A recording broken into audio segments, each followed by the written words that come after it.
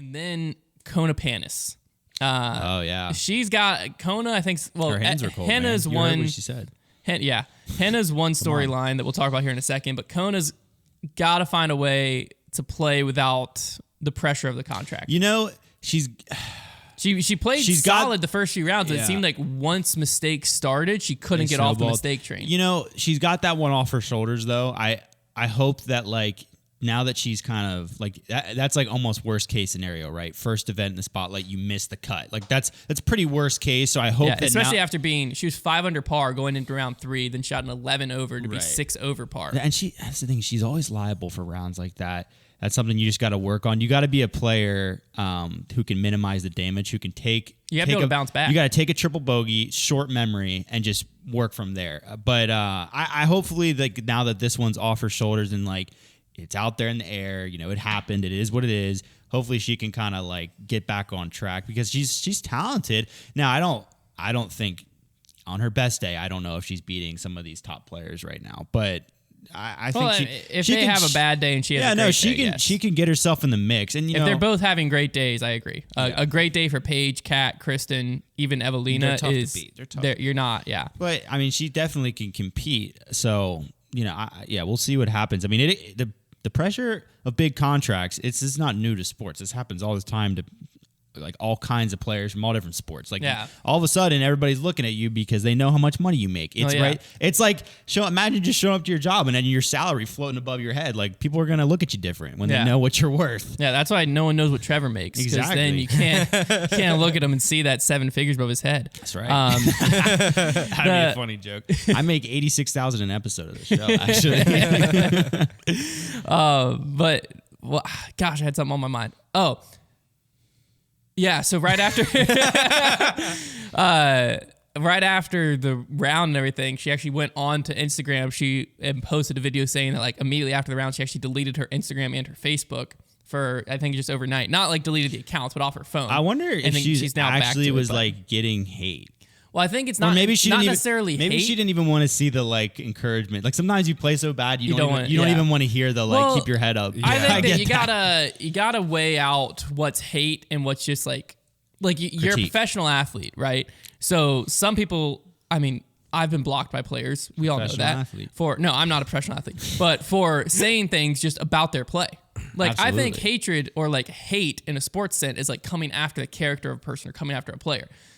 Kona Panis played bad this weekend. Period. That's not hate. Mm-hmm. That's just talking about how. And she has a very large contract. That's also not hate. That's just she had assigned to a very large contract. With that big contract comes certain expectations. She didn't meet those expectations, so people were like saying things. Now there could have been hatred-backed comments, like people saying mean things, like almost like an "I told you so" attitude towards her. Sure, but as a professional athlete with more and more eyeballs getting on disc golf, you got to be ready for that. Yeah, it's not going to get any easier. Well, and to be fair, like you can. That is one thing you can do is just delete. That's true. Social media. That's true. You don't have to read those messages, and that's something. I mean, honestly, that's something you're probably going to learn to have to do is very much block out a lot of the noise. But it's only going to get tougher. She has to know how to take it because that's how she like. That's why she got her contract part of her value because of her social media. Yeah, social media is a big part of it. So you can like not read comments, you can do certain things, but she's gonna have to keep posting. That is a big part of it. But deleting off your phone for a night. I mean, that's not a big deal. There's nothing wrong with it. It's something that I think is gonna be an interesting storyline because I think as disc golf gets bigger, up to a certain point, media in the past was just like friendly. Essentially, like media was your friend, and so like there wasn't going to be. Like if you played bad the past weekend, they might be like, oh, came in 21st. That's that. Boom, move it on or whatever she came in. I don't know.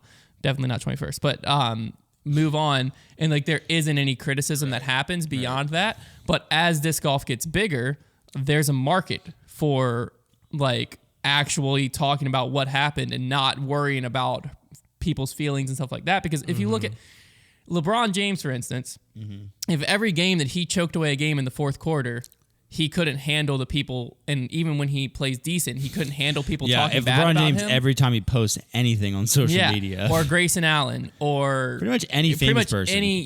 like there's going to be so many people, because the more eyes get in the sport, the more people are going to like you, but also the more people are going to dislike you.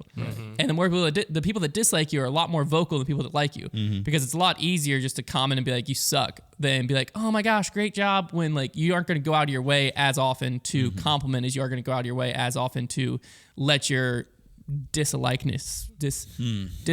be heard. There you go. If that makes sense. So as disc golf gets bigger, that's something that these players in general are going to face that they haven't necessarily faced that much in the past. For sure. And it's just going to keep getting, I guess you could say, worse for them, if that makes sense. I guess you could. I thought you were going to drop some big word. No, I was trying to. I guess you could say worse. Well, like worse, I don't think's technically the right answer, because it's not like it's not bad. Like it means that there's more eyes on the sport and you have more fans. It's going to get more intense, but it's going to get. There's going to be a larger volume. It's going for to you get to sort how through. you say worse. Yeah. Yeah, as the scholars would say, Worse. As Aristotle would put it, worse. There you go. One thing also that was a big storyline coming into this week, and now that we've seen it play out, what are your thoughts on the European return now that we have one tournament with them here?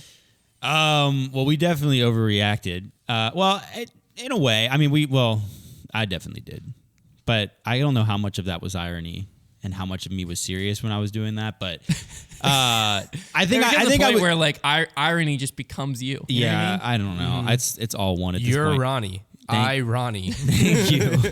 Ronnie. I think that as far as if we're talking about the three. Yeah, I'm talking FPO Kristen, players. Evelina, Henna. Right. I'm talking those three FPO I see return. Seppo, he played all right. Yeah, He no, might I'm sneak in the talking mix. just strictly FPO right They did not they didn't impress me as much as I hoped they would, but you got to remember that it is still the first event of the year, and it's their first time back on tour not for Kristen, and she obviously did the best of them, but for the other two, I will say that Henna really disappointed. Obviously, getting cut, that was shocking. I think that we just all had really high hopes because we're like, for instance, in the MPO field, we just got the best dose of parity we've ever seen. I mean, you're looking at that leaderboard like during that third round, and you're like, there is like 25 guys that can win right now, and they're just like not all like Ricky and Eagle weren't in the lead either. Like it was awesome seeing that leaderboard. And I think we just want that so bad for the FPO. We're kind of like over the Paige and Cat era. So I think we're like, well, at least now if we have a few more in the mix, like that would be so great. And I still think it's going to happen. I think like they're not that far off the pace, Kristen was 5 strokes off the pace? Something like that. So, but I do think, and you know what? There's probably a lot of people like us that were like really hyping it up. And like they probably felt some of that pressure. They were like, we are supposed to be, the new ones in town kind of taking over. So, we're just going to have to wait and see. Vegas can be very misleading. It can be very misleading because it's a kind of a unique course. It's 4 rounds. Like there's a lot of things about it that like we usually see things happen at Vegas. That never happen. The rest of the year. And it makes us always be like, oh my gosh, this is the year of such and such player Right. or such and such.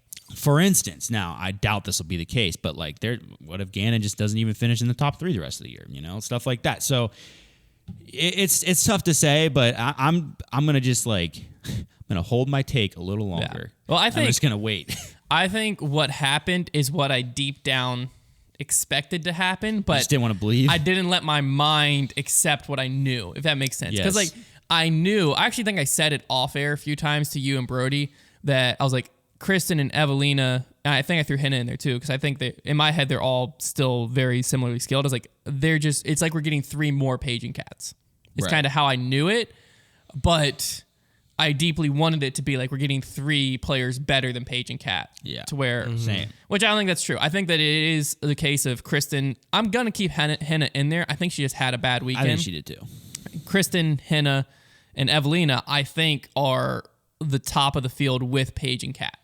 And I think that it's going to be something where there's going to be some weekends where they look incredible and they're going to beat them. And then there's going to be some weekends like this weekend where Kristen played very well. Evelina really struggled putting. Henna was kind of all over the place, up and down, and ended up outside the cut. I think that could happen to any one of them this year.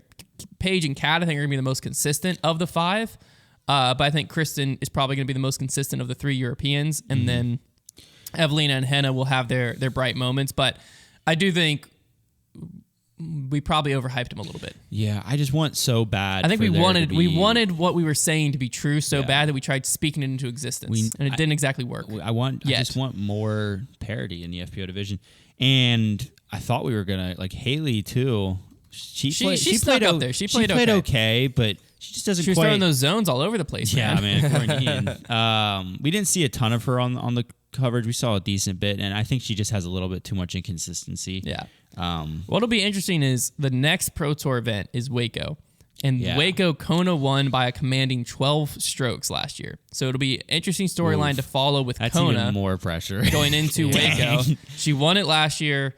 She had a rough start this year. I believe it's Kona's next tournament. Let me see if she's playing Memorial. Waco is her next tournament. Waco is a perfect reset because we go from a course where it's a lot of I feel like in disc golf right now, there are really, if you want to go as generic and broad as possible, there's two types of courses.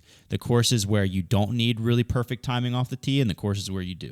And Waco is a course where you do for quite a bit of that course. So it's kind of like you need to look at both events to see how the season is going to play out, because you got to see there are certain players who just will not function when they have to hit a 5-foot gap off the tee. Yeah. There are certain players who just can't do it. So